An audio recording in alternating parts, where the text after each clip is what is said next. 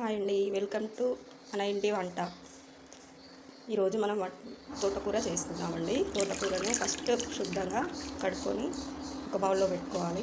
తర్వాత మనకు కర్రీకి సంబంధించినవన్నీ రెడీ చేసుకుందామండి. ఫస్ట్ ఆఫ్ ఆల్ ఉల్లిగడ్డ, పచ్చిమిర్చి, కొత్తిమీర, టమాటా కట్ చేసుకొని పక్కన పెట్టేసుకుంటే ఇప్పుడు మనం కర్రీ స్టార్ట్ చేసుకుందాం.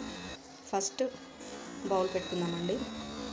పెట్టుకున్న తర్వాత ఆయిల్ వేసుకొని తర్వాత ఉల్లిగడ్డ, పచ్చిమిర్చి వేసుకున్నాక అవి మంచిగా వేపుకున్న తర్వాత తోటకూర వేసుకుందాం. తోటకూర బాగా వేగాలండి. వేగిన తర్వాత వాటర్ లేకుండా వేగిన తర్వాత టమాటా వేసుకోవాలి. టమాటా వేసుకున్న తర్వాత టమాటా పైన సాల్ట్ వేసుకుంటే మనకు టమాటా చాలా చక్కగా ఉడికిపోతుంది. తర్వాత టమాటా ఉడికిన తర్వాత పైన ఇంకా కొంచెం మనకు సాల్ట్ సరిపోకపోతే మళ్ళీ ఇంకా కొంచెం వేసుకోవచ్చు.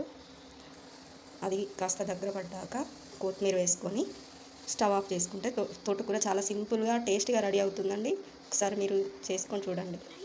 లైక్ చేయండి, షేర్ చేయండి, సబ్స్క్రైబ్ చేయండి. Thank you.